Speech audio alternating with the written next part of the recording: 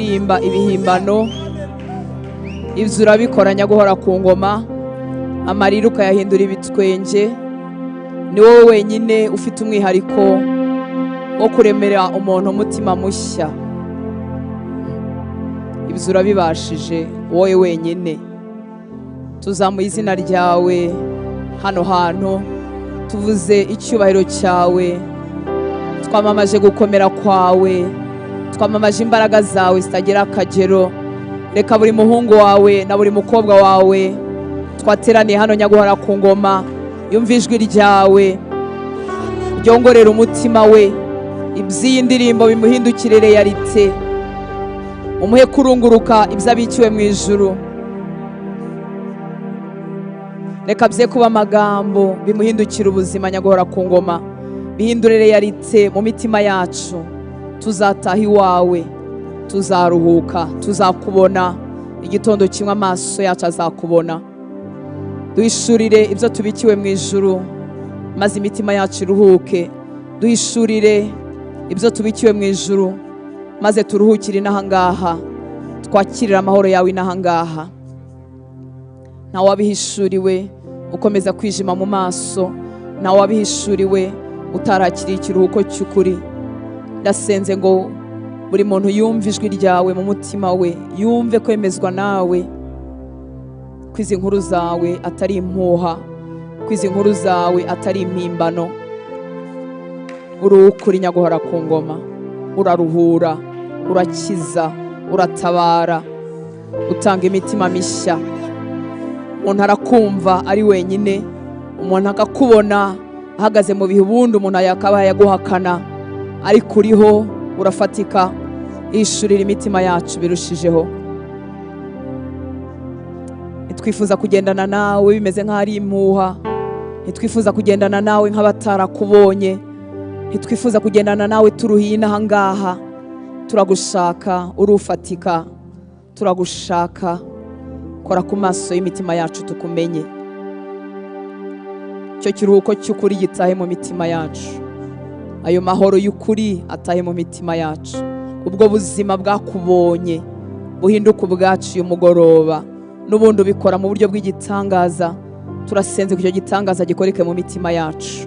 Abakubonye twigirane imbere nawe, abatarakubona utwihishurire Nyaguhora ku ngoma, utwiyereke mukunzi mwiza. Ndagushimira ko utaduhamagariye ubusa, ndagushimira ko utatuzanye kudutakarisha umwanya, ahubwo urifuza ko tukumenya, urifuza ko twishurira, urifuza ko iby'umugabane wacu byose tubihabwa Nyaguhora ku ngoma. Umugabane dufite muri Kristo Yesu, ibyo twahawe tukiri inahangaha dutegereje kujya gusingira n'ibyo tubikiwe mu ijuru, kuzakubona amaso ku maso. Ijambo ryawe ryaratubwiye ngo mu isi mugira umubabaro, ngo ariko nimuhumure nanesheje isi. Uko kunesha reka kuba umugabane wa buri umwe wese muri twebwe, ko kudaheranwa, ko kudatsindwa, uko kutarambarara hasi, uko kutabashwa na Satani n'imigambi ye. Reka bibe umugabane wa buri umwe wese muri twebwe Nyaguhora ku ngoma. Urongera uratubwira ngo duhaye amahoro atandukanye n'uko isi ishobora kuyatanga. Ntabwo wivugiraga, wavugaga ibibaho, wavugaga ibishoboka, kandi benshi twarabisogongeye. Reka wongere ubisuke ku bwinshi ku buzima bwacu uyu mugoroba, ndetse no muri iki gihugu cyacu Nyaguhora ku ngoma. Turakwizeye, turakwizeye, tugutuye iki gitaramo cyane mugoroba. Ni wowe mwami twaje gupfukamira, ni wowe mwami twaturaga izi ndirimbo, ni wowe mwami twaje kwicara ku birenge ngo twigishwe nawe, ni wowe mwami dutegerejeho ubutabazi, ni wowe mwami dutegerejeho gukira, ni wowe mwami dutegerejeho byose. Wowe watangiye umurimo mwiza muri twebwe, ni ukuri ntabwo uzawukora igice. Utwihishurira abahungu bawe n'abakobwa bawe. Icyubahiro cyose nikikugarukire, ni mu izina rya Yesu dusenze, amen. Haleluya. Imana ibahe umugisha. Yesu ashimwe. Mwiriwe neza? Muraho muraho? Hobe hobe. Haleluya. Mhoberera umuntu mwegeranye, niba ntacyo bitwaye umuhobere cyane, niba bigitwaye umuhobere gahoro. Mubwire uti Mwami Yesu akwiyereke, Mwami Yesu akuruhure, Mwami Yesu agutwaza intimba zawe, Mwami Yesu agukiza indwara zawe, Mwami Yesu aca imigozi y'ibyaha ku buzima bwawe, Mwami Yesu akugirire neza. Harimo ababuze ababahobera disi ngo barihe ngo firema bihobereje. Yesu abagirire neza. Murakoze gutanga umwanya wanyu mukaza tugafatanya gushima Imana no gushaka mu maso hayo. Mwami Yesu abagirire neza. Ibitubuza guterana biba ari ibihumbi n'ibihumbagiza. Ubu rero hari urugamba rwo mu mwuka tuba twatsinze kugira ngo tube hano. Rero Imana nibishimirwe, Imana ibiguhere n'umugisha kuko nawe wabigizemo uruhare. Umwuka wera araturarika akaduha inyota, ariko kwitaba cyangwa kutitaba ni ukwawe. Wakoze rero kwitaba, urakoze kandi gukomeza kubihindura ubuzima. Abarinzi ku nkike twese dukomerere mu Mwami kandi ntukabure muri aya materaniro. Niba uri umushyitsi udukunda, karibu ugize udusure, hanyuma nawe ukomerere aho uri. Ariko niba uri umurinzi ku nkike, ntukabure hano, kereka habaho impamvu yayindi nyine umuntu atabuza. Ahandi tujye tubana kugira ngo dukomeze twigirane imbere. Umwami Yesu abagirire neza. Muri iyi minsi dufite abavandimwe bagiye babura abantu babo kubera ko duterana mu migoroba tukagenda, kenshi ntabwo abantu baba baziranye cyane. Ariko dufite Emmanuel wapfushije umutante, dufite umubyeyi witwa Caritas wapfushije nyirabukwe, dufite umubyeyi witwa Grace wapfushije umwana we. Dukomeze kubasengera kugira ngo Umwami Imana abakomereze imitima. Ubwo dufite n'abandi wenda tutamenye, ikindi numenya nk'icyo uzajya ukitubwira, byibuza twifatanye agashoboka. Sibyo nshuti z'Imana. Umwami Yesu abagire neza. Nanone muri iki gihe cyo kwibuka, Umwami Imana agutwaze ibitagaruka, ibitahinduka. Niko ku Mwami Yesu ajya akora igitangaza mu mitima, umuntu akakira amahoro, akakira ikiruhuko. Ariko jenoside yasize ibintu bitahinduka, realite zitahinduka. Niba uri wenyine nyine uzaba uri wenyine, ariko ndasenga Umwami Imana ngo abigutwaze kuko birashoboka. Haleluya. Ababyeyi ntibagaruka, abavandimwe ntibagaruka, ibintu wabonye n'amaso yawe ntibisibika burundu mu bwenge bigumamo. Ariko ikintu nabonye cy'igitangaza Imana ikora, Yesu ashobora kubigutwaza bikagenda bitakwishe, utabitwaye ku bitugu byawe, ahubwo biteretse ku bitugu bya Yesu. Imana yacu ni igitangaza. Ibyo bintu bibaho. Ari inkuru nkunda kuvuga y'umumama umwe aba mu gihugu cyo hanze, yasigaye ari wenyine, nta mwana, nta mugabo, nta muvandimwe. Murabizi ibyo biri rusange ku bantu benshi. Igihe kimwe mu myaka yashize aza kumpamagara, haciyeho imyaka myinshi, ndibaza ko irenga 4 niba nibuka neza, ni hambere mbere ya corona. Arampamagara arambwira ati Orta, burya Yesu abaho. Mwebwe mumuvuga ntago mumunzi neza, burya Yesu abaho. Nukuvuga ngo yaratuye mu kiriyo kitarangira iyo myaka yose. Yabaga ku miti yo gusinzira iyo myaka yose. Naho yakoraga kwari ukumwihanganira, bakamurwaza kuko bari bazi ubwo buzima abayemo. Bukeye arakizwa. Vuga ngo arakizwa. Uyu Yesu tuvuga ni ukuri nyine ntituzi uko abikora, ariko uyu Yesu tuvuga ni ukuri abaho kandi araruhura. Bukeye uwo mubyeyi arakizwa.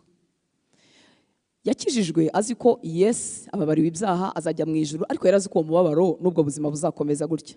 Bukeye Yesu aramuruhura. Ijoro rya mbere yakijijwe yararyamye arasinzira nta miti. Akaba azi ngo ni akantu k'agapindi kaje, ariko birakomeza na bugingo n'ubu. Haleluya. Ni ukuvuga ngo birashoboka ko nyine abana ntibagaruka, kandi icyo cyuza akomeza kucyumva, ariko birashoboka ko ukiri hano mu isi Yesu yagutwaza umubabaro. Niyo mpamvu dukwiriye gusengera bene wacu abanyarwanda bagahura na Yesu. Nta kindi kintu n'iki kindi wakorera umuntu, n'iki kindi wamufasha iki. Nuvuga ngo n'ubuzima bubohanywe n'imibabaro by'iteka. Iyo wabyaye urabyibuka ko ari kuba ufite abavandimwe, iyo wagize n'icyago urabyibuka, iyo wabuze minervare wibuka ko ababyeyi bawe bari kuba bahari. Iyo ni ibintu bizirikanywe n'ubuzima bwa buri munsi. Ubu tuba turi mu cyumweru cy'icyunamo nk'igihugu, ariko uwo byabayeho bizirikanywe n'ubuzima bwe. Ntabwo wakwibagirwa ko wafashwe ku ngufu, ntabwo wakwibagirwa ko ijwi ry'umubyeyi wawe waryumvise kugeza ricikanye. Ufite iki gihugu Mana yanjye, uretse Imana yonyine. Impamvu twari dukwiriye gukizwa. Haleluya. Tujye dusabira bene wacu bahure n'Umwami w'abami baruhuke. kuko uriho, aho kubaho upfuye twabizanira Yesu. Iyo umuntu atarabisingira aba yumva ari nk'ikintu cy'igipindi kiri aho, ariko bibaho ku bwa Yesu. Haleluya. Yesu afite imbaraga zitwaza umuntu. Ndagusabira rero nshuti y'Imana gutwazwa nawe. Amen. Haleluya. Kandi ujye ubimusaba, ujye umbwira ibyo bintu bavuze ndumva ari nk'ibintu by'ibihuha biri aho by'ibipindi, ariko ndagusaba ngo uzabinyumvishe, uzasogongeze ku mahoro utanga, umpa imbaraga zo kubaho. Haleluya. Mu gihe dutegereje kuzajya ibudapfa, tuzahurirayo mu gitondo cy'umuzuko. Haleluya. Tuzahurire iyo. Umwami Yesu abahe umugisha. Turakomeje kuganira ijambo ry'Imana. Muribuka ko tumaze iminsi tuvuga ngo kugira ngo tumumenye ni mugari cyane, nta muntu wamumenya ngo arangireyo. Haleluya. Ni munini, yuzuye imbabazi no kugira neza, yuzuye urukundo rwinshi. Kumumenya ntago bishirayo, ahubwo uko nabonye aho biryohera nuko iyo usogongeyeho gatoya uhita wifuza kurushaho gusogongera. Haleluya. Kurushaho kumwegera, kurushaho kumuhishurirwa. Imana ishimwe cyane. Turi rero mu butumwa bwiza bwanditswe na Yohana, igice cyaho cya 3. Ubutumwa bwiza bwanditswe na Yohana, igice cya 3. Turahera ku murongo wa mbere uko umwanya udushobokera. Haleluya. Ngirira umuntu mwicaranye, najya muri telefone ajye mu ijambo ry'Imana gusa. Vuga ngo gusa. Nanaga akajisho ku kandi ka notification, ntajye muri message, ntagire umuntu asubiza kuri WhatsApp no kuri SMS isanzwe. Urumva telefone irimo ibintu byose, irimo ibyiza, irimo n'ibitwica, irimo n'ibiturangaza. Uzi ko uyu muntu yagize umugisha wo kuyibagirwa, reka ariko mbyita, ajya yumva hari ikintu abuze. Namwe nuko bibagendekera, ukajya wumva hari ikintu wabuze, iratumaze nubwo idufasha ariko iranatumaze. Rero ihangane iyi minota mike itageze no kwisaha, ujye mu ijambo ry'Imana gusa, umutima wawe w'Imana rwose wihangane, nta kintu kiri bupfi. Hari ibintu twiharira ngo duhorana ama emergency atarangira. Ama emergency yahe, kereka niba ukora nko mu nzego z'umutekano, kandi nabwo udahara akazi kakomeza. Ariko rutase nawe uratinyuka. Ariko se nikakomeza, kakomeza. Niba hari umuntu byoroshye gusimbura vuba n'umwana w'umuntu, vuba cyane, duhita dukomeza nkaho utigeze uhaba. Ariko wa Mana we, mugahita mukomeza nkaho nanjye ntigeze mpaba. Imana rero ibaha umugisha kubwo gukomeza kuyigirira inyota. Nukuri ndabashimira ubwitange bwanyu. Hari umuntu umwe yatubwiye ngo ibyo bintu wihaye rero byo kugenda umurongo ku murongo, ati nta muntu uzagaruka gusenga. Imana ishimwe ko mwaje gusenga. Murakoze gukunda ijambo ry'Imana, murakoze gukunda Bibiliya. Kandi nanjye rero nkaba ndi ntagondwa, kuva Imana ari kishyize ku mutima, ubwo nubwo wasigara uri umwe, nanjye nabikomeza gutyo. Ariko Imana ibihererwa icyubahiro kwiduhaye inyota y'ibyayo. Haleluya. Reka dufatanye, nongere nkwibutse ngo ntagomba nkwigisha kuko ndi umuhanga kukurusha, nuko Imana ibimpaye ubwo buryo n'uwo mugisha. Haleluya. N'ubwo buntu, reka rero Umwuka Wera atwigishanye. Yohana, ubutumwa bwiza bwanditswe na Yohana, igice cya 3, guhera ku murongo wa mbere. Haravuga ngo hariho umuntu wo mu Bafarisayo witwaga Nikodemu, umutware wo mu Bayuda. Uwo yasanze Yesu ninjoro, aramubwira ati, mwigisha, tuzi yuko uri umwigisha wavuye ku Mana, kuko ari ntawe ubasha gukora ibimenyetso ujya ukora keretse Imana iri kumwe nawe. Mwamwumvise Nikodemu amagambo azanye meza arimo n'inyota. Ibi ntago twabyumva kuko tutari mu gihe cyabo, ariko byari biteye ubwoba kuri bo kuba bakwemera Yesu, kuba bamusanga, byari ibintu bikomeye.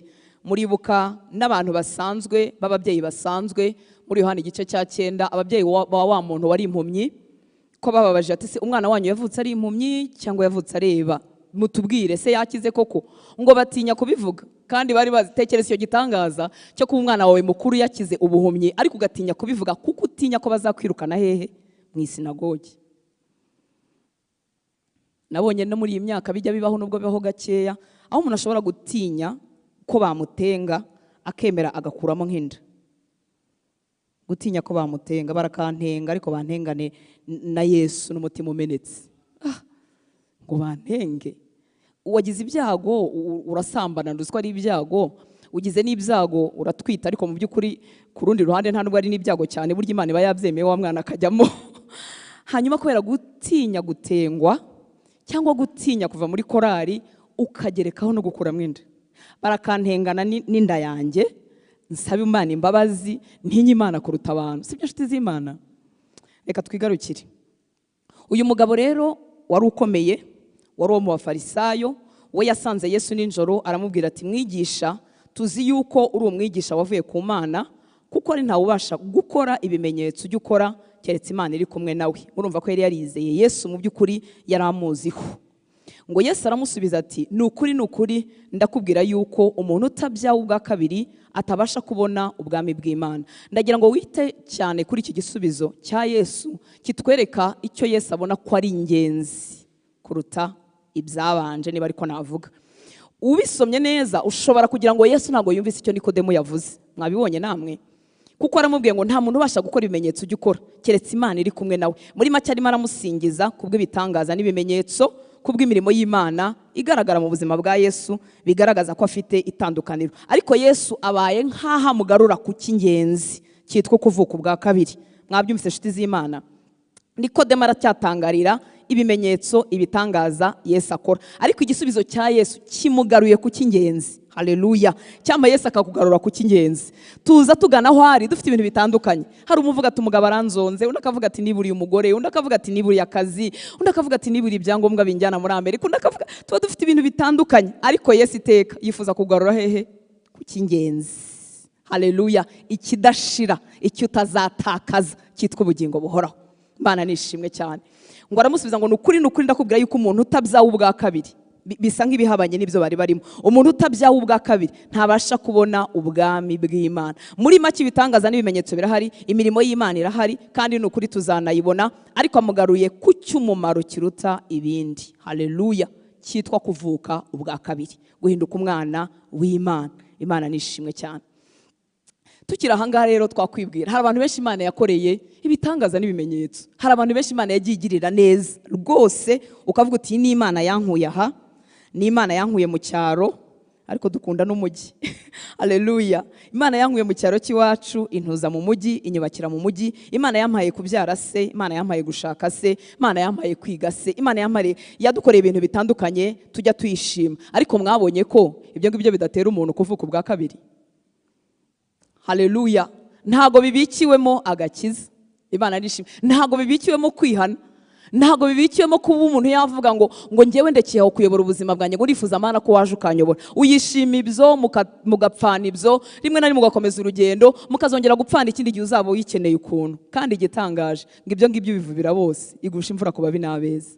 Ni ukuvuga ngo umuntu ashobora guhabwa ibyo, ariko ku iherezo ry'urugendo n'ubundi akazarimbuka. Imana itugirira ubuntu. Haleluya! Natwe umwuka w'Imana tugarure ku cyangombwa, ku cy'ingenzi kurusha ibindi. Hanyuma ku murongo wa 4 ngo Nikodemo aramubaza ati, mbese umuntu yabasha ate kubyarwa akuze? Yakongera agasubira mu nda ya nyina akabyarwa? Yesu aramusubiza ati, ni ukuri ndakubwira yuko umuntu utabyawe n'amazi n'umwuka atabasha kwinjira mu bwami bw'Imana. Kubyarwa n'amazi abantu babivuga mu buryo bwinshi, abasobanura babivuga mu buryo bwinshi. Haleluya! Harimo abavuga ko nyine n'ubundi ntaho bitandukaniye no kubyarwa n'umwuka, nko tuza kwibona ku murongo wa 8. Abandi bakavuga ngo ayo mazi byavugaga kwezwa cyangwa se gukurwaho umwanda, abandi bakavuga umubatizo, abandi bakavuga icyo twita amazi y'ivata yayandi ameneka iyo umuntu avutse. Ibyo byose nibaza ko ntacyo bitwaye. Ibyo ari byo byose kimwe cyo twumva nuko umubatizo atari kondisiyo yo kujya mu ijuru. Igisambo ku musaraba cyagarutse mu mazi? Ntago cyagarutse, ariko cyizeye uwo babambanywe, cyizera Yesu. Yesu arambwira ngo mukanya turaza kubana muri paradiso. Haleluya! Rero bivuga mu buryo butandukanye, ntacyo bitwaye uko twabyumva. Ku murongo none wa 6 ngo ikibyarwa n'umubiri nacyo ni umubiri, n'ikibyarwa n'umwuka nacyo ni umwuka.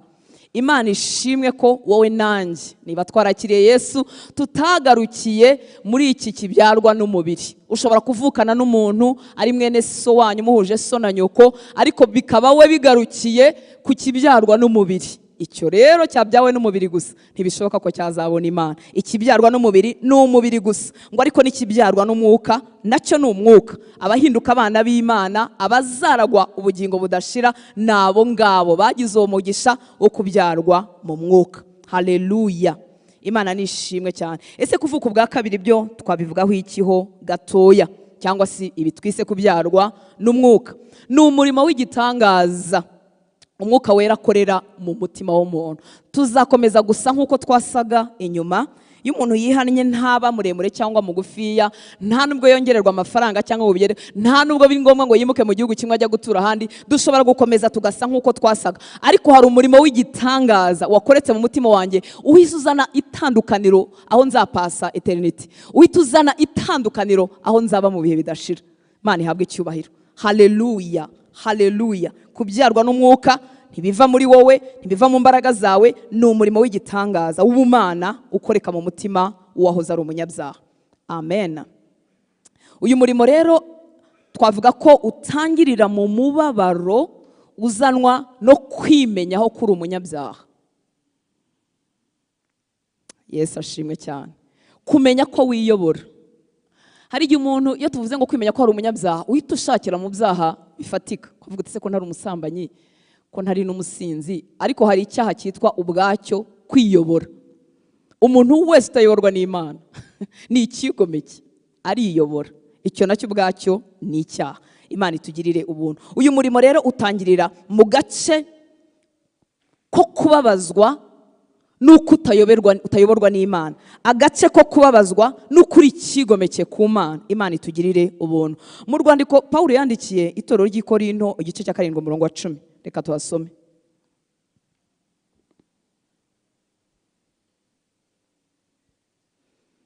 Urwandiko rwa kabiri rw'ab'i Korinto 7:10 haravuga ngo agahinda ko mu buryo bw'Imana gatera kwihana kuticuzwa, nako kukazana agakiza, ariko agahinda ko mu buryo bw'isi gatera urupfu. Reka dusubiremo. Agahinda ko mu buryo bw'Imana, Mwuka Wera yatangiye kundeshya, anteza umubabaro wo kumenya ko ndi umunyabyaha kandi ko nta kwikiza. Ni itangiriro ry'urugendo rwo kujya gukizwa, ni itangiriro ry'urugendo rwo kujya kwizera. Ngo agahinda ko mu buryo bw'Imana gatera kwihana kuticuzwa, kudasubirwamo. Imana nishimwe cyane. Umuntu aticuza. Agahinda ko mu buryo bw'Imana gatera kwihana kuticuzwa, nako kukazana agakiza, ariko agahinda ko mu buryo bw'isi gatera urupfu. Niyo mpamvu iyo umuntu ataragirira ubuntu bwo gukandagira hano hantu, ntashobora kubabazwa n'ibyaha bye, ntashobora kubabazwa nuko yiyobora. Aba yumva hari ukuntu abifitemo uburenganzira, rimwe na rimwe aba yumva rwose n'Imana irimo imuvogera, rimwe na rimwe aba yumva murimo no kumushinja, murimo muravuga ko atubaha Imana gute. Ariko Umwuka Wera yamuritse yo kabyara, ndamwinginga ngo amurike mu mitima yacu twese uyu mugoroba. Iyo yamuritse nta muntu muburanye, nta muntu ugushinja, nta muntu ugize ikintu. Ubabazwa na eta y'umutima wawe, ubabazwa n'ako kamero katayoborwa n'Imana, ubabazwa n'ubuzima bwo kuba ikigenge imbere y'umuremyi wawe. Imana itugire neza. Ako gahinda rero ngo ntago kicuzwa, kuko gasunikira umuntu mu kwihana by'ukuri. Haleluya. Mu guhindukira rwose. Imana nishimwe. Kandi aho bibiryohera nuko umuntu wese ibi byabayeho agahindukirira Imana, n'ukuri yakira agakiza, akakiriye agakiza ntigatakara. Haleluya. Bitandukanye nuko twahamagara abantu tukabasubiza mu isengesho, bitandukanye nuko twasanga urwaye uri mu bitaro tukakubwira ngo ukwiriye kwizera Imana ejo utazapfa udakijijwe, kuko hari igihe tubikora ariko mu by'ukuri bitatangiriye aha ngaha. Umuntu akaba yasubiramo iryo sengesho gusa, umuntu akaba yabikora gusa kugira ngo ye kugukoza isoni kuko wamutitirije, ariko Mwuka Wera ajya murika mu mitima yacu, akagahinda katicuzwa kakaza kakadutera kwihana. Haleluya. No kwizinukwa no kwifuza kuyoborwa n'Imana. Mwuka Wera bikore mu mutima wawe niba bitarahaba. Imana nishimwe cyane. Haleluya. Ni umubabaro usunikira umuntu kwihana, akizinukwa, icyifuzo cyo guhindukirira Imana no kurekeraho kwiyobora kikavuka mu mutima we. Haleluya. hanyuma ukizera icyo Yesu yakoze ku musaraba ku bwawe.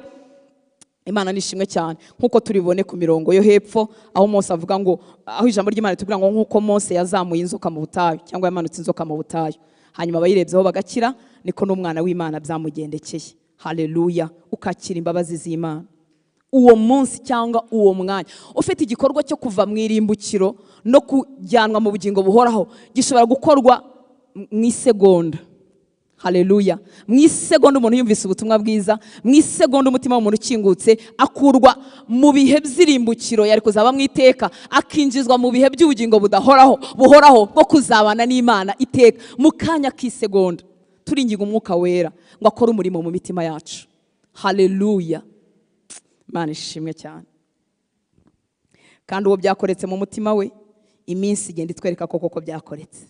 Amen. Ukakira imbabazi z'Imana. Ku murongo wa 7 Yesu arakomeje na Nikodemo, aramubwiye ngo witangazwa nuko nkubwiye yuko bibakwiriye kubyarwa ubwa kabiri. Umuyaga uhuha aho ushaka, ukumva guhuha kwawo, ariko ntumenya aho uva cyangwa aho ujya.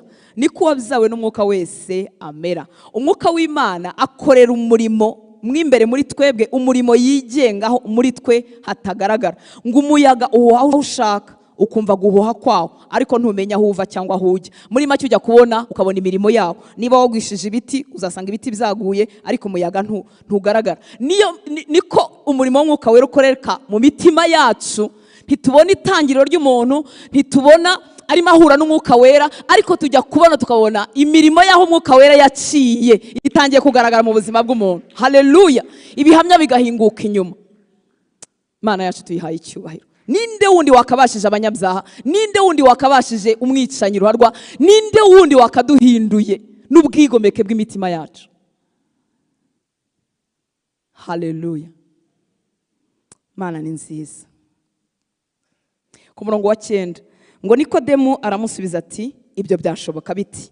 Ariko Nikodemo numva mukunze nawe, yibarizaga nk'umwana mutoya, kandi abameze batyo nibo bayishirirwa byinshi mu bwami bw'Imana. Haleluya. Nikodemo aramusubiza ati, ibyo byashoboka bite? Yesu aramusubiza ati, ukaba uri umwigisha w'Abisiraheli ntumenye ibyo? Iyi umuntu ashobora kuba umwigisha nawe atari yabimenya. Ngo ni ukuri ndakubwira yuko tuvuga ibyo tuzi kandi duhamya ibyo twabonye, nyamara ntimwemere ibyo duhamya. Ubwo nababwiye iby'isi ntimwemere, nimbabwira iby'ijuru muzemera muti? Nukuvuga ngo yaramuhaye ingero zisanzwe z'ibyo ku isi, ariko byari bitarakwirwa mu bwenge bwa Nikodemo. Ngo nta wazamutse ngo ajye mu ijuru keretse umwana w'umuntu wavuye mu ijuru. Nta wazamutse ngo ajye mu ijuru keretse umwana w'umuntu wavuye mu ijuru akamanuka akaza ku isi. Ngo kandi nk'uko Mose, reka twumve hano hantu, kandi nk'uko Mose yamanitse inzoka mu butayu, niko umwana w'umuntu akwiriye kumanikwa. Nakunze ijambo ry'icyongereza icyo rikoresha, ndetse na Bibiliya ijambo ry'Imana. Reka maze nsome kuri 15. Ngo kandi nk'uko Mose yamanitse inzoka mu butayu, niko umwana w'umuntu akwiriye kumanikwa, ngo kugira ngo umwizera wese abone guhabwa ubugingo buhoraho. Haleluya. Ngo nk'uko Mose yari liftinze up, yashyize inzoka hejuru, batavuze kumanika gusa, ariko yarayizamuye. Numvise ko kwizera Yesu bimeze nkaho tumushyize hejuru y'ibindi bintu byose, hejuru y'ibyaha byawe, hejuru y'ubwoba bwawe, hejuru y'agahinda kawe, hejuru y'ibyo bibazaga byose. Kwizera umuntu cyangwa ikintu ni ukugifata kikagira umwanya wa mbere mu mitima yacu. Haleluya. Ngo rero nk'uko Mose yazamuye inzoka mu butayu, ngo niko n'umwana w'umuntu akwiriye kuzamurwa, akwiriye gushyirwa hejuru. Hanyuma yashyirwa hejuru akaduhindukira ibyiringiro n'uwo twizera, hanyuma umwizeye wese, haleluya, nawe agakizwa. Imana nishimwe. Bibiri ijambo ry'Imana yakoresheje ijambo nyine ryo gushyira hejuru. Yavuze ngo kandi nk'uko Musa yashyize inzoka hejuru ari mu butayu, yayishyize hejuru ngo akayimanika ku giti, niko n'umwana w'umuntu agomba gushyirwa hejuru. Nuvuga kugira ngo twizere Yesu, nuko Yesu abe yagiye hejuru y'ibindi bintu byose mu buzima bwawe. Haleluya. Akakubera ibyiringiro wenyine, akakubera icyizere wenyine, akakubera ukuramo gukizwa kwawe no gukira kwawe n'uwagutabara wenyine, hejuru y'ibindi bintu byose. Haleluya. Buriya umuntu arimo akizwa aba ameze wabuze ikindi kintu icyo ari cyo cyose cyamutabara. Iyo umuntu agifite utundi tuntu yumva yisigarije cyangwa yibikiye yumva yakoraho tukamutabara, akomeza asa nk'utwishingikirijeho. Ariko kugira ngo Yesu ashyirwe hejuru mu mutima wanjye, menye ko nta wundi muntu wantabara, nta n'ikindi kintu cyandengera, icyo gihe amaso yanjye ava ku bindi bintu nkareba Yesu wenyine. Haleluya. Nkamenya ko ntakwikiza.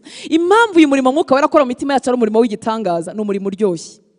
Ni ukuvuga ngo biba biri aho igitondo kimwe cyangwa ikigoroba kimwe, wizeye imbaraga zawe, wizeye ababyeyi bawe se, wizeye ibyo ujya ukora se, ariko igitondo kimwe ukumva byose bibuza agaciro mu mutima wawe. Haleluya. Ukumva byose birabishye, ukumva byose bitakaje ubwiza, ukaba ushaka Yesu wenyine. Haleluya. Nawe akazayo kabyara, kandi iyo wahuye nawe urabimenya.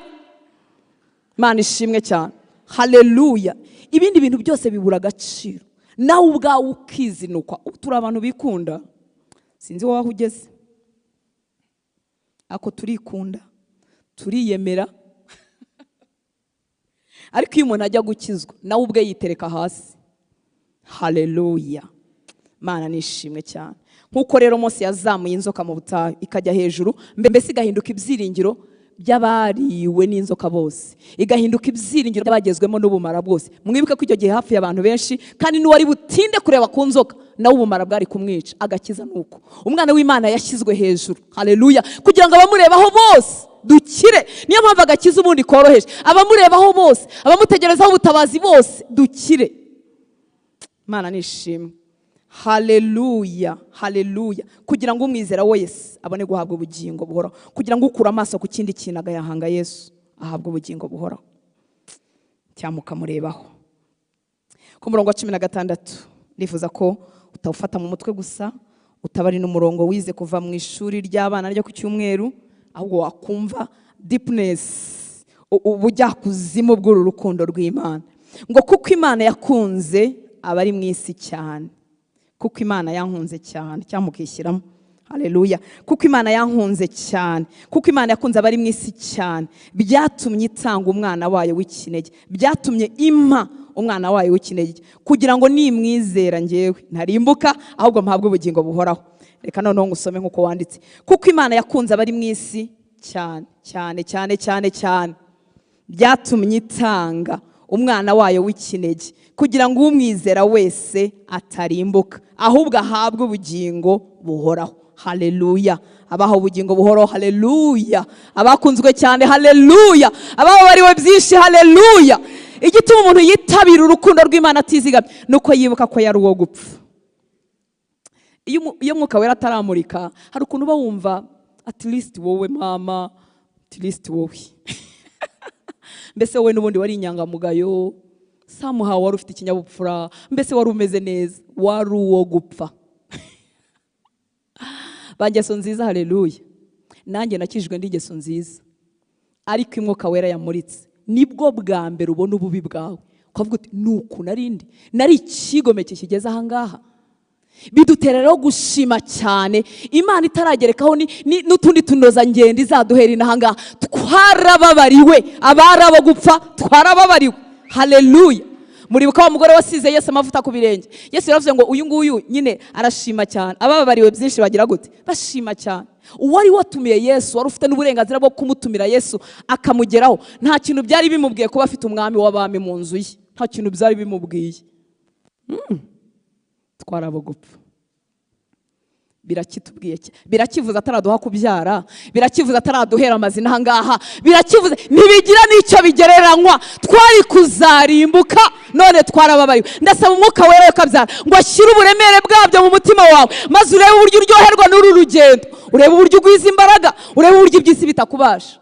Haleluya. Ibyiza turabikwiriye tukiri n'aha ngaha, ariko ntibigereranywa, ntibigereranywa. Mana ishimwe. Haleluya. Kuko Imana yakunze abari mu isi cyane, byatumye itanga umwana wawe w'ikinege, kugira ngo umwizera wese atarimbuka, ahubwo ahabwe ubugingo buhoraho. Kuko Imana itatumye, umva urukundo, kuko Imana itatumye umwana wayo mu isi gucira abari mu isi ho iteka. Urumva urukundo? Yewe mwabonye uburyo twiyemera. Iyo ufite akantu urushije umuntu, akomeye gubanza muri abana beza. Iyo ufite akantu urushije akantu kamwe, wenda nko kumenya gusenga mama, ugasenga nk'amasaha 2 ngo kataracika, ariko hagaki gacika ukanyuzamo ugakubitamo indimi ukongera ukagaruka, mbese tukabemeza. Wabonye iyo dufite akantu turushije umuntu, uburyo abandi bantu bose duhita twumva nyine, ukibagirwa nkibagirwa ko nta kintu na kimwe nihaye, tukibagirwa ko nta kintu na kimwe dufite ku bwacu. Ariko abana b'abantu Mana twarabo kugirirwa imbabazi gusa. Ariko reba umwana w'Imana uwera utarigeze acumura, uburyo atazanywe no kuduciraho iteka. Haleluya. Ukuzi ufite hari n'igihe wowe ushobora kunkunda kuko utazi ibyanjye byose. Kumve neza ko kantu ushobora kugukunda no kuguha agaciro no kuguha valeur kuko ntazi ibyawe byose. Sinzi ukurara, sinzi ibyo ujya muvuye hano, sinzi ibyo wabanjemo. Tekereza Imana ifunguye amaso yacu twese, ugasanga nk'abantu bavuye kuririmba hano, hari abavuye mu busambanyi mu gitondo, ntabwo mwavuyeyo. Ariko tekereza Imana igufunguye amaso, watokesha uti kwa jina la Yesu, kwa jina la Yesu, amadayimoni batujyana ku gapulpiti. Ariko wera ukuri uziye guki, uzi ibyawe byose, uzi ibyawe ngo mu mwijima n'umucyo byose bimeze kimwe imbere ye. Uwo ntiyaje kuguciraho iteka. Umva urukundo rutagereranywa. Ntiyaje kuguciraho iteka, azi imibyukire, azi imiryamire, azi ibiri mu mutima. Kera Imana yageze ku inyigisho yavugaga ngo gukiza hiherereye. Imigisho ushanje yo kuvuga ngo tekereza Imana ifashe ibiri mu mutima wanjye ikabiprojecta hariya, bamwe mwahita musohoka mu materaniro. Ariko uzi byose. Ntago yazanywe no kuduciraho iteka. Kuki umukunda gake? Kuki twamukunda gake? Ariko Yesu we uri mwiza, kuko Imana itatumye umwana wayo mu isi gucira abari mu isi hose iteka, ahubwo yabikoreye kugira ngo abari mu isi bakizwe nawe. Haleluya. Uzi byose udahishwa na kimwe mu byawe, ntago yazanywe no kuguciraho iteka. Uwera utegerana n'icyaha, niyo mpamvu nta munyacyaha uzajya mu ijuru, kuko irera ituye mu kwera kwayo kureyibanziriza. Niyo mpamvu iturebera mu maraso y'umwana w'intama tukabona kwemerwa. Ariko uwo wera cyane arangije arakwegera ntiyaguciraho iteka, aranyegera ntiyanciraho iteka. Na n'uyu munsi yo mucumuyeho arambabarira, yuzuye imbabazi no kugira ngo ureke kurwinjiramo, ureke kumuhungiraho. Icyatuma gusa uruhunga nuko waba utararumenya, cyangwa twarukubwiye nabi, cyangwa twamuhagarariye nabi, noneho ukabyitiranya ukajya ugira ngo Yesu ameze nkanjye. No, ngewe nagukunda, ejo nkakurambirwa, ejo nkaguharara. Ntago ameze nkatwe, kuko Imana itatumye umwana wayo mu isi gucira abari mu isi witeka, ahubwo yabikoreye kugira ngo abari mu isi bakizwe nawe. 18.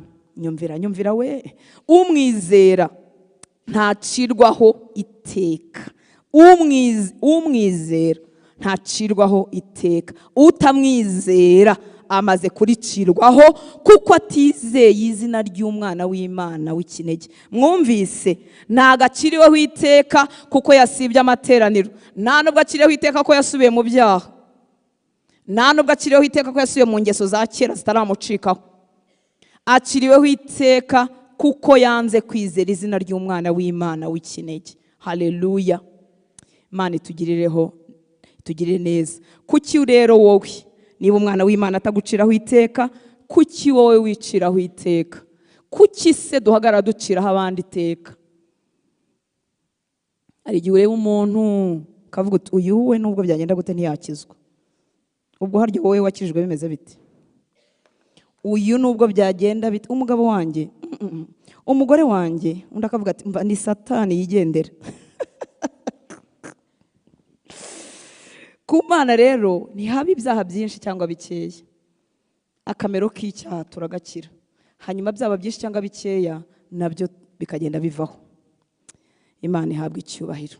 We kwiciraho iteka kandi we gucira abandi iteka, kuko wari ukwiye kuri duciraho, ntabwo ari mari duciraho. Kuri 19, uko gucirwaho iteka nuku, mwumva uko ariko nuko umucyo waje mu isi, abantu bagakunda umwijima kurutisha umucyo, babitewe nuko ibyo bakora ari bibi.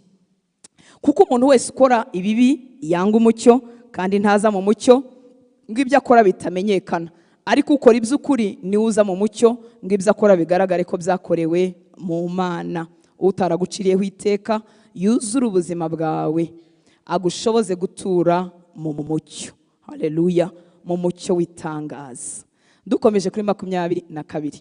Hanyuma y'ibyo Yesu ajyana n'abigishwa be mu gihugu cy'i Yudaya, atindanayo nabo abatiza abantu. Nugera ku gice gikurikiyeho uzasanga ko atari we wabatizaga barabigishwa be, kuko ushobora kuba waje uyu munsi utaza udahari. Ngo hanyuma y'ibyo Yesu ajyana n'abigishwa be mu gihugu cy'i Yudaya, atindanayo nabo abatiza abantu. Ariko Yohana we yabatirizaga muri Ainoni bugufi bw'Isalimu, kuko aho hari amazi menshi, abantu barazaga bakabatizwa. Turashimira abateye intambwe yo kubatizwa. Abakibitinye batinya ko abantu bazabaseka, Umwami Imana nawe aguhe kumuhamya. Haleluya. Abigishwa ba Yohana bajya impaka, kuko Yohana yari atarashyirwa mu nzu y'imbohe. Abigishwa ba Yohana bajya impaka no mu Yuda ku byo kwiyeza. Basanga Yohana baramubwira bati, mwigisha wari kumwe nawe hakurya ya Yorodani, uwo wahamyaga, dore nawe arabatiza, n'abantu bose baramusanga. Bari bamuzaniye amatiku, bari baje kumubwira ngo yakurushije iki? Yakurushije hiti. Dore waramutweretse, none dore kuva umutweretse abantu baramukurikiye, twebwe baraturetse. Ariko Yohana yari mwiza. Haleluya. Ngo Yohana arabasubiza ati, ntacyo umuntu yashobora kwiha ubwe keretse yagihawe kivuye mu ijuru. Haleluya. Nta kintu umuntu yakwiha nubwo yaba yakiboneye mu mafuti, burya ijuru riba ryabyemeye. Haleluya. Niyo mpamvu nta kintu cy'umuntu ukwiriye kubangamira cyangwa gutambamira. Ngo Yohana arabasubiza ati, ntacyo umuntu yashobora kwiha ubwe keretse yagihawe kivuye mu ijuru. Namwe murambera abagabo, mumbera abagabo kuva ku ntangiriro, njyewe sinari Kristo. Ngo namwe murambera abagabo yuko navuze nti sinjye Kristo, ahubwo natumwe kumubanziriza. Yohana yarazi pozisiyo ye, yarazi umwanya we, yarazi rwose ko nta hantu yakwiringaniza n'uwo yaje guhamya. Kuri 29, ngo umugeni asanga niwe mukwe, kandi umuranga yahagaze iruhande rw'umukwe amwumva anezezwa n'ijwi rye. Nuko uwo munezero wanjye mwinshi cyane urasohoye, uwakwiriye gukuzwa naho njye nkwiriye kwicisha bugufi. Haleluya, haleluya. Umwami Imana duhe uyu mutima yo kabyara. Umwami Yesu tuvuga akwiriye gukuzwa, uwo turirimbira akwiriye gukuzwa, uwatugiriye ineza akwiriye gukuzwa, udutiza kitwa impano, udutiza kitwa igikundiro, ugutiza akana kariko kose keza kakuriho akwiriye gukuzwa, wowe nanjye tugacishwa bugufi. Haleluya. Mana nishimwe. Kuri 29 nagira ngo wumve neza. Ngo umugeni asanga niwe mukwe, kandi umuranga, Yohana ubwo ni umuranga, hanyuma natwe umunsi nitwe baranga, abamaze gukizwa. Umurimo burya tuba dukomezanye mbere yuko dupfa no gukomeza gutungira abantu Yesu agatoki. Ngo kandi umuranga iyo ahagaze iruhande rw'umukwe amwumva anezezwa n'ijwi rye, none uwo munezero wanjye mwinshi cyane urasohoye. Reka nkubwire wowe wamaze gukizwa, wowe nanjye tukaba tugihari tugihumeka, uyu murimo w'umuranga wo kwerekana umutwe ni twebwe abizera twese twawuhawe. Haleluya, haleluya. Impamvu dukizwa ntiduhite dupfa ngo twigire mu ijuru, kuko burya wahita ujyayo, ariko ni ukugira ngo dukomeze uyu murimo w'umuranga. Tujye tubabwira ngo dore uwadukijije, dore uwo nkomoraho kubabarirwa, dore uwampesheje ubugingo buhoraho, dore uwampaye amahoro ngendana, dore nguyu. Umurimo dufite n'uwa kuba abaranga. Ariko abana b'Imana benshi agatoki twaragahinnye, twakubita mu mufuka ntitukerekana umukwe. Byarahindukiye mu byo twiga, byarahindukiye mu byo tusengera, bihinduka umukristo wirebaho wenyine. Mwami Yesu ngirire neza, unyihera inzu, unyihera iyindi modoka dore iri irashaje, unyihere kubyara, unyihere umugore n'umugabo. Bwahindutse ubukristo. Ubwo bukristo uzi ko nta hantu buba muri Bibiliya. Nusoma igitabo cy'ibyakozwe n'intumwa, nukomeza gusoma izi nzandiko, nukomeza kureba ubuzima bw'intumwa za Yesu, uzasanga ubwo bukristo bumeze gutyo. Ni igihimbano gishyashya twadukanye, ntabwo abagaho. Bose ntibirebaga, bose baberagaho abandi, barindaga babica umugenda bahamya Yesu batunga agatoki bavuga ati wowe ndi mwabambye, wowe ndi mwishi, niwe wazanye agakiza, niwe dukuramo gukira, niwe dukuramo kubabarirwa. Haleluya! wowe undi mwishe ku munsi wa gatatu yarazutse. Yesu ashimwe cyane. Reka wowe nanjye twiyambure ubu buzima bw'inzaduka bwo kuba umukristo wa ngewe. Ntabwo ubundi ubwo ari ubuzima bw'abakristo, ubwo ni ubuzima bw'abatari muri Yesu. Kuko mu byo dukizwa tumaze kwakira agakiza harimo kurekeraho kubiki, kuba selfish. Yohana yaratwandikiye aratubwira ngo nk'uko Yesu yatanze ubugingo bwe ku bwa benshi, niko twebwe natwe dukwiriye kugira gute? Gutanga ubugingo bwacu, gutanga ubuzima bwacu ku bw'abandi. Muri make imyaka yawe ya nyuma yo gukizwa niyo kuberaho abandi. Oya, kinjize mu mutima wawe, gashyiremo neza.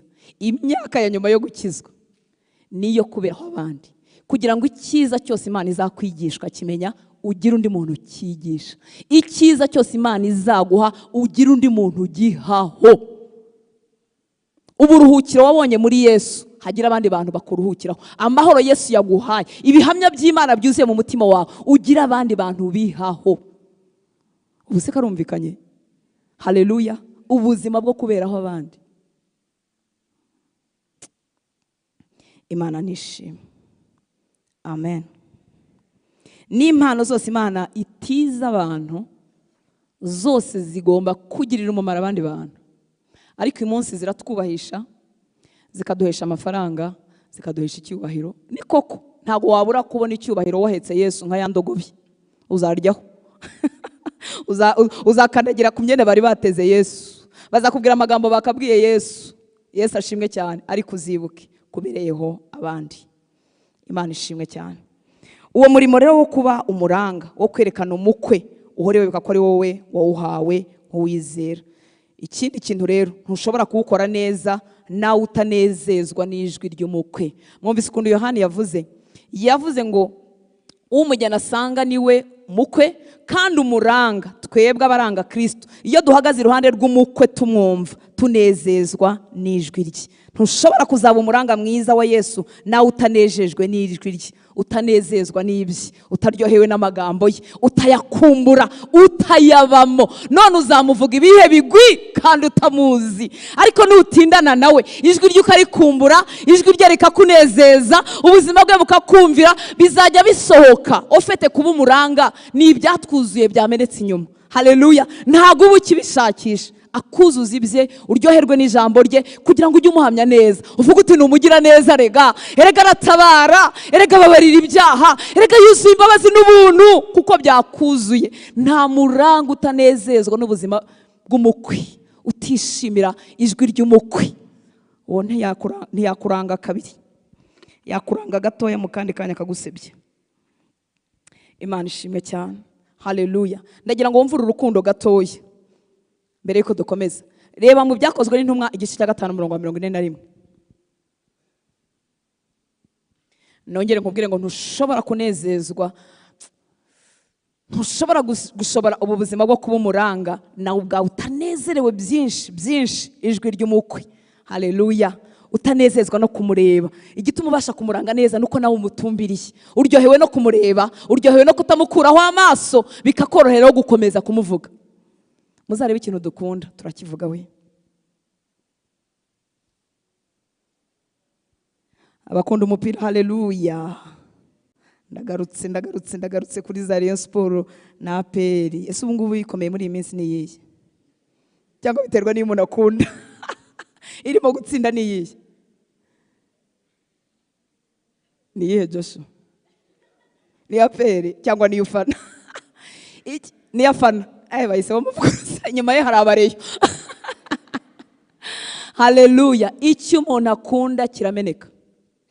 Iyo umuntu akunda umupira arawuvuga, akakubwira ubishaka cyangwa utabishaka. Reka ndekeraho, ariko iriya stade niyuzura tuzayijyamo, nimba zaba ari APR cyangwa ari Rayon simbizi. Reka tugaruke. Mwumvura urukundo rw'intumwa zari zarakunze uwabakunze. Ibyakozwe n'intumwa igice cya 5:41. ngo ziva imbere y'abanyarukiko. Izo ni intumwa zakubiswe, zafunzwe, zagiriwe nabi, bazihora imirimo n'ibitangaza Imana yazikoresheje no guhamya kwa Kristo zirimo zihamya. Ngo ziva imbere y'abanyarukiko zinejejwe nuko zemerewe gukorwa n'isoni bazihora iryo zina. Haleluya! Twebwe niyo dukozwe n'isoni ku bwa Yesu ugenda umutuka. Nakugenda ari n'igihe utamutuka kubw'ikinyabupfura ari kugenda uvuga uti n'ukuntu naguhamije muri kariya kazi uremeye baranyirukanye, n'ukuntu naguhamije naguhaye icya 10 Imana sinigeze nkiba n'umunsi wari kagira ngo wayigihaye se umuntu ugikuye siyo yari yaguhaye. Mana naguhaye icya 10, Mana naraguhamije, nanze guhasambanira mu kazi, nibyo umpembye, ariko umva urukundo. Umva urukundo ra iryo zina. Haleluya! Mu Cyongereza bakoresheje akantu keza ngo we accounted worthy, mbese basanze bakwiriye kubabazwa no gukorwa n'isoni kubw'izina rya Yesu. Haleluya! Haleluya! Wari uzi ko ari iby'icyubahiro kuba warenganirizwa iri zina? Wari uzi ko ari iby'icyubahiro, haleluya, kuba Imana yakurobanura ikavuga ngo ndabizi neza Hortense ntazanyihakana nubwo yaca muri biriya? Wari uzi ko ari iby'icyubahiro? Haleluya! Reka utuntu dutoya twe gutuma tuntu dutoya just nta muntu twishe, ntacyo tubaye, turaho. Umva muri ibi jambo ry'Imana ko bavuze ngo intumwa ziva mu rukiko zishimira ko zemerewe gusuzugurwa zihorwa Yesu, zibyita iki? Amahirwe. Reka tumuhe icyubahiro. Haleluya! Haleluya! Zibyita amahirwe kuzira iryo zina, zibyita amahirwe gukubitwa inkoni, zibyita amahirwe Mwami Yesu twubakira ubu buzima mu mitima yacu. Haleluya! Zibyita amahirwe. Dufite akantu ko gutotezwa abantu bose bari muri Kristo Yesu neza n'amaguru yombi. Babandi iyo bikomeye badakuramo akaguru kamwe. Urabona hari igihe uri muri Yesu unamwikundira shenge, umukunda pe, ariko ibintu byakomera ugagiye uhita ukuramo akaguru kamwe. Aho biri ngombwa kutanga nka karuswa kugira ngo ubone Yesu ashimwe kugira ngo ubone nka driving permit ugahita wikuramo akarenge kamwe. Aho bibaye ngombwa ko udaseba ugahita wikuramo akarenge kamwe ukirwanaho. Nyamara ukunda Yesu, ariko imbaraga zo gukomeza kumuhamya byaciyemo cyangwa bitaciyemo zikaba zitaraza. Ariko ni mwiza, agenda twigeze imbere iyo dukomeje kwemera kwigishwa nawe. Ariko umva ibyizi ntumwa. Haleluya! Zinejejwe nuko zikozwe isoni kubw'izina rya Yesu, zinejejwe nuko zirenganijwe. Nene bakuvuga ngo nubwo muri buzima bwacu nta urimo kudutera amabuye, ariko burya haba akarengane kazanwa no gukiranuka. Hari abantu bava mu kazi bakakavamo kuko yanze kuryamana, kuko yanze kubeshya, kuko yanze kwandika ripoti zitarizo, bakamwirukana. Hari n'igihe usanga systeme yiyubakiye mu kinyoma ukayinjira muri innocent utazi ibyo ari byo, bakiranja bakakwigeza ku ruhande buke buke ukavamo. Ntabwo ari mu Rwanda, ni muri Madagascar. Ni mu isi na hano iwacu birahaba. Mu isi kuko haba icyaha. Yesu ashimwe. Ariko zinejejwe nuko zahowe iryo zina. Hari akarengane kazakubaho kuko ukijijwe. Ubwami bw'umwijima ntabwo buzagukomera amashyi. Uje gusenya ibicaniro by'iwanyu, wakijijwe, urifuza kubaha Imana, ntabwo ubwami bw'Imana bw'umwijima nako buzakwakrama, buzakurwanya impande zose. Buzaguteza ibyo utazi impamvu yabyo. Muribuka ikiganiro hagati ya Satani n'Imana ku buzima bwa Yobu. Haleluya! Biriya bintu biracyabaho. Reka tugarukiraho. Imana yacu ishimwe. Intumwa ziva mu rukiko zishimira ko zemerewe gusuzugurwa zihorwa Yesu, zibyita amahirwe. Kuri 31 turakomeje hahandi muri Yohana 3. Uwavuye mu ijuru ni usumba byose, naho uwo mu isi we ni uw'isi nyine, kandi n'ibyo avuga ni iby'isi. Uwavuye mu ijuru ni usumba byose. Umva ukuntu Yohana akomeje guhamya Yesu. Warimo arabihamya ko we ari uwo ku isi, kandi ibyo avuga nyine n'ibyo abo ku isi duhabwa n'urugero rwabyo. Uwavuye mu ijuru ni usumba byose. Aravuga ko Yesu ntaho ntibagereranywa, ntibanegeranye. Haleluya! Haleluya! Uwavuye mu ijuru ni usumba byose, naho uwo mu isi we ni uw'isi nyine, kandi n'ibyo avuga ni iby'isi. Uwavuye mu ijuru ni usumba byose. Mu nyigisho zimwe zibaho ubundi zasaga nk'ari nziza, zitubwira ko dufite akamero k'Imana muri twebwe, zitubwira ko twahindutse abaraganwa na Kristo, zitubwira ko twapfanye na Yesu tukazukana nawe, uyu munsi akaba ari Yesu uri muri twebwe, atari twebwe turiho. ziba ari nziza igice kimwe, ariko zigira indi extreme mbi y'uburozi yerekana ko wowe uhinduka imana. Ariko Yohana aravuze ngo ab'isi nyine naba hano ku isi, uwavuye mu ijuru niwe usumba byose, naho uwo mu isi we n'uw'isi nyine, kandi n'ibyo avuga n'iby'isi. Uwavuye mu ijuru niwe usumba byose. Uri umwana w'Imana, ufite akamero k'Imana muri wowe, ariko ntabwo uri Imana, nta nubwo uzabayo. Iyo dukura mu kigero cy'igihagararo cya Kristo, ntabwo tuba turimo gukura tujya kuba Imana. Wabona imirongo Yesu ivuga ngo hani ngo yaba yisi Imana ngo kuki, yego, ariko nturiyo. Haleluya, haleluya. Uri umwana w'Imana, buri munsi urakura mu kigero cy'igihagararo cya Kristo, ugenda urushaho gusa nawe, ariko nta hantu uzagera mu bukure aho uhinduka Imana. Ntuzigera ushobora byose, ntuzigera umenya byose, sinzigera nuzurwamo n'impano zose, kuko icyo gihe naba mpindutse umwuka wera, naba ntari umuntu. Haleluya. Uzaguma uri umuntu ufite igice cy'ubumana muri wowe n'akamero ka Kristo, no kugwiza imbaraga, no kugwiza gusa nawe, ariko uzakomeza uri umuntu. Haleluya. Uwavuye mu ijuru niwe usumba byose, naho uwo mu isi we n'uw'isi nyine, kandi n'ibyo avuga n'iby'isi. Uwavuye mu ijuru niwe usumba byose. Nejejwe nuko Yohana nta kantu ko kwigereranya kari muri we habe na gato, nta kantu ko kwishyira hejuru. Akantu ko kwigereranya no kwishyira hejuru tugakomora mu mutima uba utaramenekera mu guca bugufi. Mwumva nakwereka ko ndi umunyamwuka kugira ngo unyemere. Niyo mpamvu mu nzu y'Imana mugenda muhabona ibintu by'ibihimbano byinshi, kuko tuba dutinya ko muzaducika. Noneho twatinya ko muzaducika tukarema ibintu by'ibihimbano, nkaba nagagaza ijwi kugira ngo rihindukire inyamwuka. Ijwi ngo risaraye ngo inyamwuka ryahe rirarushye, urimo uraryica nk'uko iryanjye ryica. Nta mwuka uri mu ijwi, nta mwuka uri mu ijwi ryasaraye, nta wapi. Ariko tukazana ibyo bintu by'ibihimbano. Ariko Yohana nta kantu ko kwigereranya namba. Uw'isi n'uw'isi, n'ibyo avuga n'iby'isi, n'ibyo atijwe n'Imana. Hanyuma wavuye mu ijuru niwe usumba byose. Simple ugendane na Yesu muri simplicité ye. Haleluya. Nagukoresha ibitangaza tuzanezerwa, kuko tuzaba turuhuye abantu benshi barushye, kandi turanabishaka yo kabyara. Icyo azashima kudukoresha azatugire neza, kiduhe turanabishaka, ariko gumuri simple, gumuri wowe widukanga. Sibyo nanjye nibakanga. Nibakanga mu mwuka, ndeke gutitira. Yes, umwuka ashobora kugutitiza da, kandi kubihakana cyane, kuko afite imbaraga ashobora kugeramo, ariko wikwititiza. Wisenga ngo amagambo nashira uvuge mu ndimi kandi zidahari, ahubwo uko amagambo yashize. Ceceka, erega yashize turaceceka.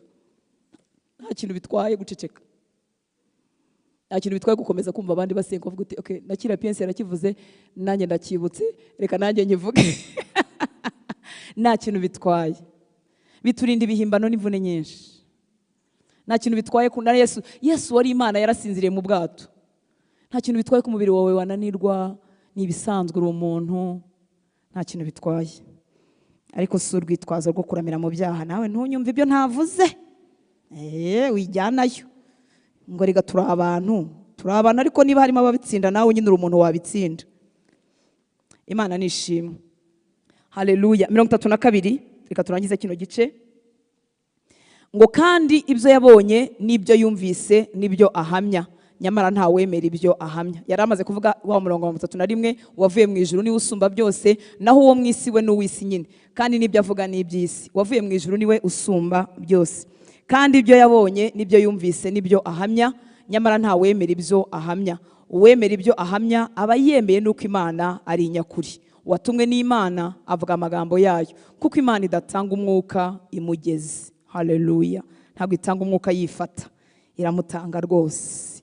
Urakabatizwa umwuka wera, urakuzuzwa umwuka wera, uragahora wuzuzwa. Nta na rimwe tujya twuzura ngo tuvuge ngo twebwe twararangije. Ngo se akunda umwana we kandi yamweguriye byose. Uyu murongo usoza, uwizera uwo mwana ababonye ubugingo buhoraho. Haleluya. Uwizera uwo mwana ababonye ubugingo buhoraho, ariko utumvira uwo mwana ntazabona ubugingo, ahubwo umujinya w'Imana uguma muri we. Ubugingo buhoraho si ikintu kibi kiwabera hakurya iriya mu ijuru, oya, ahubwo bera babuhabwa bakiri n'ahangaha bakimera kwizera Yesu. Jambo riratubwiye ngo uwizera uwo mwana ababonye ubugingo. ariko wanga kwizera umujinya w'Imana aricyo gihano cy'icyaha bimugumaho cyangwa biri kuri we. Imana itugirire ubuntu. Aramutse apfuye atyo atarizera umwana w'Imana azahura n'urubanza rukomeye, kuko nta wishyuriye ibye, ariko abamwizeye twarishyuriwe. Igihano cyari kidukwiriye cyagiye kuri we. Haleluya. Ndifuza ko duhaguruka tugasenga. Umwami Yesu abaho umugisha. Dushoje tuvuga ngo uwizera uwo mwana aba abonye ubugingo buhoraho. Ese waba wifuza kumwizera uyu mugoroba, umaze kumva imbabazi ze, umaze kumva urukundo rwe rutagira akagero, umaze kumva ko atazanywe no kuguciraho iteka? Wamwizera uyu mugoroba? Urifuza kumwizera? Urifuza ko akubera umwami? Ese wamubwiza ukuri kutabasha kwikiza? Ese wamubwiza ukuri kuri umunyabyaha kandi ukeneye agakiza, ukeneye imbabazi ze, ukaba uri kumwe natwe, uzamura ikiganza tugufashe gusenga? Urifuza kwizera uwo mwana? Imana iguhe umugisha, Imana ibahe umugisha, Imana ibagirire neza. Haleluya, haleluya. Imana ibahe umugisha. Ushobora gutera intambwe mukaza hano imbere, ntacyo bitwaye, ntabwo bikojeje isoni. Niba ari ubwa mbere ugiye kumuha ubuzima bwawe, karibu, karibu hano imbere, turagutegereje. Umunsi mwiza nibuka n'uwo nakwemereyeho, wambereye umucunguzi, njye ngwizi ibyawe nishime, sigize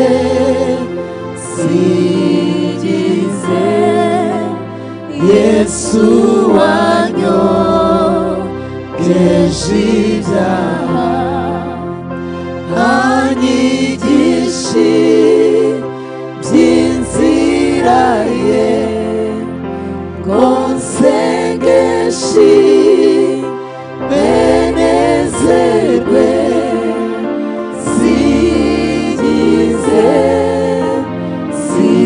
sigize Yesu wanyogeje ibyaha. Niba nawe uhari, karibu karibu karibu hano imbere. Waba umaze iminsi usengana natwe, ukora n'umurimo w'Imana, ariko urabizi neza kutigeze umwimika nk'umwami, urakigenga. Karibu nawe, ntago biteye isoni. N'umutunzi w'imbabazi, n'umugizi wa neza, ntago yazanywe no kuguciraho iteka. Muhisemo neza kandi Imana ibahe umugisha. Nawe udukurikira online, twafatanya iri sengesho.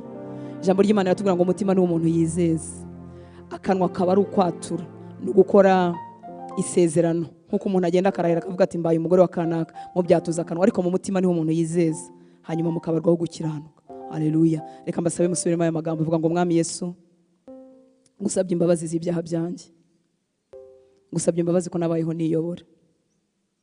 Uyu munsi ndakwihaye, nguhaye ubuzima bwanjye, nguhaye umutima wanjye. Ngwino umbere umwami, ngwino umbere umukiza. Nakiriye ubugingo buhoraho, nakiriye imbabazi zawe. Urakoze kunyakiriye, urakoze kumpinduye umwana wawe, urakoze kuwanditsa amazina yanjye mu gitabo cy'ubugingo, mbaye uwawe. Urakoze mwami Yesu, amen. Reka tubasengere, reka tuberekezeho ibiganza toro ry'Imana, tubasabira ubuntu bwabanye nawe, ubuntu bwabanye nanjye bubane nawe. Data, ndagushimira aba bahungu beza n'aba bakobwa beza, aba bana bawe nyaguhora ku ngoma, uhaye ubugingo buhoraho. Urakoze gukinguye imitima yabo, urakoze kubaherehereje ku mbabazi zawe, nguhaye icyubahiro. Ubuntu waduhaye bwisuke ku buzima bwabo, kuva uyu munsi nyaguhora ku ngoma bakira imbaraga zo gutandukanywa n'umuntu wabo wa kera, bagende bakurira muri wowe, buzuza inyota y'ibyawe, kugira ngo bagume mu nzu yawe, bakomeze bigishwe nawe, bagwiriza imbaraga hejuru y'ibibarwanya, bagwiriza imbaraga hejuru y'ibi byabacogozaga, batandukanye n'inshuti zitagira umumaro, batandukanye n'ibibi, ubatere nk'inkingi mu nzu yawe, kugira ngo bakomeze bagaburirwe ijambo ryawe, bagende bakura barushaho gusa nawe igitondo n'umugoroba. Ijambo ryawe ryaratubwiye ngiye umuntu ari muri Kristo Yesu ababaye icyaremwe gishya, bya kera biba bishize. Mvuze ubuzima bushya kuri bo, mvuze imbaraga zawe kuri bo, mvuze imbaraga zitsinda, zinesha icyaha, zinesha iby'isi, zinesha kamere yacu, imbaraga zawe n'ubuntu bwawe. Urakoze Mwuka Wera kuje mu buzima bwabo, urakoze kuzabatsindishiriza, urakoze kuzabahakunesha umunsi ku munsi. Reka inyota ibagumishe mu nzu yawe kugira ngo bakomeze bakurire muri wowe. Turagushimira Nyagahora ku ngoma, ku bahungu bawe n'abakobwa bateje inyota yo kuba mu nzu yawe. Ubane nabo, udukomereze muri rugendo, uduhe gukomeza kuguhamya. Subize gusenga kose kuzamuka mu mitima yacu, utubereye igisubizo Nyagahora ku ngoma. Maso yacu yakure ku bitagira umumaro, uyakure ku byago, uyakure ku makuba, uyakure ku gahinda, uyakure ku kwitindaho, maze twese tuyatumbirize kuri wowe. We wuzuye kugira neza, we wuzuye ubuntu, we wuzuye urukundo rudakama. Muri wowe tuvomamo imbaraga, muri wowe tuvomamo kunesha. Urakoze Data, igihugu cyacu dukomeje kugishyira mu biganza byawe kugira ngo kiyoborwe nawe. Amavi ya bene wacu agupfukamire, indimi z'Abanyarwanda zivuge kuri umwami. Urakoze Data, cyubahiro no gukomera nibikugarukire mu izina rya Yesu dusenze, amen. Imana ibahe umugisha, Imana ibahe umugisha. Nimugende mutavuganye n'aba mama b'imbere, Sandra na Piensia. Sandra nako Piensia arakira abandi. Data, tuguhaye icyubahiro, urakoze kwabanye natwe muri uyu mugoroba.